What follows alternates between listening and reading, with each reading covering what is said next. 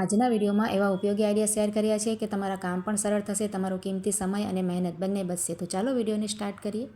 તો જો આ રીતના આપણે સેફ્ટી પિન છે ને એકસાથે ઘણી બધી લઈ આવીએ છીએ, પણ અમુક ટાઈમે તેનો વપરાશ ઓછો હોય ને આપણે એમને તેને રાખી હોય ને ક્યાંય પણ, તો તેમાં તમે જોયો હશે કે કટાઈ જતી હોય છે, કાટ લાગી જાય. તો તેના માટે આપણે શું કરવાનું, જો આ રીતના કોઈ પણ ડબ્બી હોય ને નાની, એમાં આપણે છે ને બધી સેફ્ટી પિન ભરી લેવાની. જો અને ત્યાર પછી આ રીતનું કોઈ પણ પાવડર લઈ લેવાય. જો તમે જૂનું પાવડર હોય ને તારીખ વગરનું તે પણ લઈ શકો, અને તેમાં સેફ્ટી પિન સાથે આ રીતે પાવડર થોડુંક અમથું નાખી દેવાય અને તેને છે ને કોટ કરી લેવાની, આ રીતે ફેરવી લેવાની. જુઓ હવે તમે આ રીતે સેફ્ટી પિનને રાખશો ને તો ઘણા ટાઈમ સુધી સેફ્ટી પિન છે ને જરાય નહીં કટાય. જો આ રીતે સરસ રહેશે. આમાં તમે સોય પણ નાખી શકો સીવવાની. જુઓ ત્યાર પછી છે ને આપણે આ રીતના દેશી ગોળના જે ડબ્બા લઈ આવીએ છીએ ને, જો આ રીતે ગોળ આવે છે દેશી, એ ડબ્બામાં આવે છે, તો તેને છે ને કાઢવું ખૂબ જ મુશ્કેલ થાય. આપણે એકદમ કઠણ હોય છે તો ચમચી નાખીને આપણે ખૂબ જ મહેનત કરવી પડે.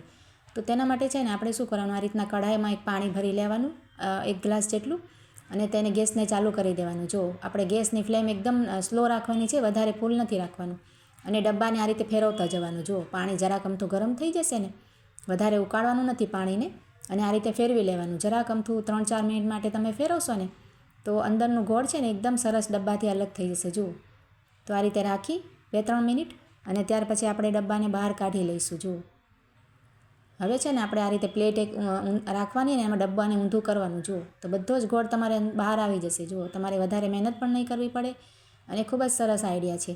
હવે આપણે આ ગોળને સરળતાથી અને ફટાફટ કટ કરવો હોય ને તો પાછો આપણે છે ને ગેસ ઉપર જે કઢાઈ રાખી હતી ને તેમાં આપણે પાણી કાઢી અને તેમાં આ રીતે પ્લેટમાં ગોળને રાખી દેવાનું, અને તેની ઉપર એક મોટું ઢાંકણ ઢાંકી દેવાનું. જુઓ ગેસની ફ્લેમ આપણે સ્લો રાખવાની છે, વધારે ફૂલ નથી રાખવાની, અને આ રીતે 2-3 મિનિટ આપણે ગેસને ચાલુ રાખવાનું એકદમ સ્લો ગેસ ઉપર, અને પછી આપણે આ રીતે પ્લેટમાં લઈ લેવાની જે ગોળ છે ને તેની ભીલીને, અને આ રીતે જુઓ તમે હવે કટ કરશો ને તો તમારે એકદમ ઓછી મહેનતે ગોળ છે ને સરળતાથી 3-4 મિનિટમાં જ કપાઈ જશે. જુઓ એકદમ ભીલી નરમ પડી જશે અને તમે સરળતાથી ગોળને કટ કરી શકશો. ત્યાર પછી જો આ રીતના આપણે ગેસ લાઇટર છે ને આપણે પ્લેટફોર્મ ઉપર ગમે ત્યાં રાખી દઈએ તો તેનાથી લાઇટર આપણું ગંદુ પણ થઈ જાય, ચીકણું પણ થઈ જાય, અને ક્યારેક તો મળે પણ નહીં, આપણો ટાઈમ ખરાબ થાય. તો તેના માટે આપણે છે ને આ રીતના 2 રબડ લઈ લેવાય. જો રબડ તો આપણે ઘરમાં રાખીએ જ છીએ ને, અને તેને છે ને આ રીતે એકબીજામાં પરોવી અને આ રીતે તમે ગાંઠ કરશો ને તો આ રીતે આટી જેવું થઈ જશે. જુઓ આ રીતે તૈયાર થઈ જાય ને રબડ, અહીંયા જુઓ આપણે આ રીતે રેડી થઈ જાય. ત્યાર પછી આપણે શું કરવાનું, આ લાઇટરમાં છે ને આપણે આગળની ભાગે એક જે રબરનો ભાગ છે ને એ આગળની ભાગે પરોવી દેવાનું, અને તેને અહીંયા પકડવાનું હોય છે ને હેન્ડલ, ત્યાં લઈ લેવાનું. જુઓ અહીંયા ઠેક લઈ લેવાનું, અને આ ભાગ છે ને તેને આપણે સરસ ટીંગાડવાનું થઈ જાય. જુઓ આપણે રસોડામાં ક્યાંય પણ ખીલી હોય કે હૂક હોય ને સામે જ આપણે રસોઈ કરતા હોઈએ ત્યાં આપણે આ રીતે ટીંગાડી દેવાય. તો લાઇટર વધારે સમય સુધી આપણું ખરાબ પણ નહીં થાય, ચીકણું પણ નહીં થાય, વારે ઘડીએ સાફ પણ ન કરવું પડે. સરસ આઈડિયા છે. ત્યાર પછી જો આ રીતના આપણે રોટલા બનાવવા માટે બાજરાનો લોટ છે ને આપણે 1-2 કિલો મંગાવીને રાખતા હોઈએ, પણ ક્યારેક થોડુંક જૂનો થાય ને તો તે કડછો થઈ જાય ને તેમાં જીવાત પણ પડવાની આપણી શક્યતા રહે. તો તેના માટે આપણે છે ને તેને આ રીતે બહાર નહીં રાખવાનું.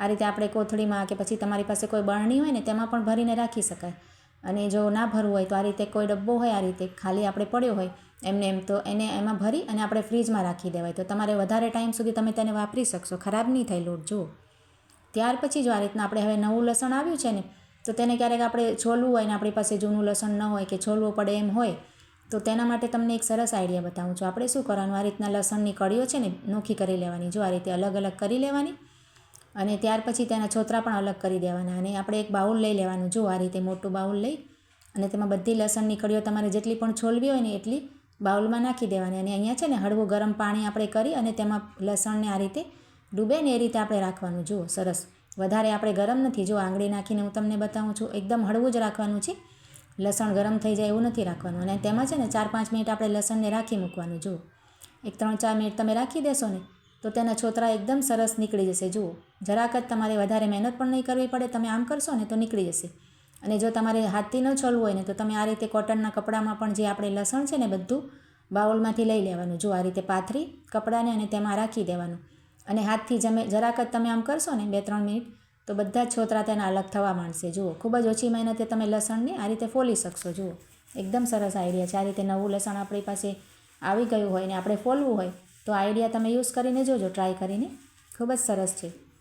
ત્યાર પછી જો આ રીતના આપણે જે મોબાઈલના ચાર્જર હોય છે ને તેને આપણે મોબાઈલમાં ચાર્જ કરવા આ રીતે રાખતા હોય ને, લગાવતા હોય ને પિનને, એની ચાર્જરની પિનને, તો આપણે છે ને હર વખત છે ને આપણું ટાઈમ અને મહેનત બંને ખરાબ થાય. આપણે જ્યાં રોંગ સાઈડ હોય ને એ સાઈડ જ આપણે લાગી જાય છે. જુઓ તો આપણે બંને બાજુ ચેક કરવું પડે. તો તેના માટે આપણે શું કરવાનું, આ રીતના નેલ પોલિશ આપણી પાસે કોઈ પણ કલરની હોય ને તે આપણે લઈ લેવાની જુઓ.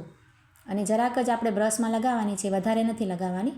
અને ત્યાર પછી છે ને આપણે જ્યાં ચાર્જ કરવાની જે રાઈટ સાઈડ હોય છે ને, જ્યાંથી આપણે ચાર્જ કરતા હોય તેની ઉપર આપણે આ રીતે બિંદીની જેમ ટપકું એક કરી લેવાનું. જુઓ એકદમ નાનું, આપણે વધારે નથી ચોપડવાનું. આ રીતે ટપકા જેવું કરી લેવાય. અને સુકાઈ જાય ને જરાક અમથું રાખીએ એટલે તરત સુકાઈ જશે. જુઓ નેલ પોલિશ સુકાશે એટલે નીકળશે પણ નહીં તમારે. જુઓ આ રીતે હાથથી કરું છું તો પણ આપણે સરસ ચોંટી ગઈ છે. સુકાઈ જાય એટલે હવે આપણે તમે જો આ રીતે ચાર્જરમાં ટાઈમ ખરાબ ન થાય, તરત જ આપણે આ નિશાન હોય એટલે ખબર પડી જાય કે અહીંયાથી જ આપણે ચાર્જ કરવાનું છે. અને આના બે ફાયદા થાય. આપણે ક્યાંક બહાર જઈએ તો પણ આપણું ચાર્જર ખોવાશે પણ નહીં, અને ઘરમાં પણ આપણે ઘણા બધા ચાર્જર હોય તો તરત આપણને આ ટપકું હોય એટલે મળી જશે. જુઓ ખૂબ જ સરસ આઈડિયા છે.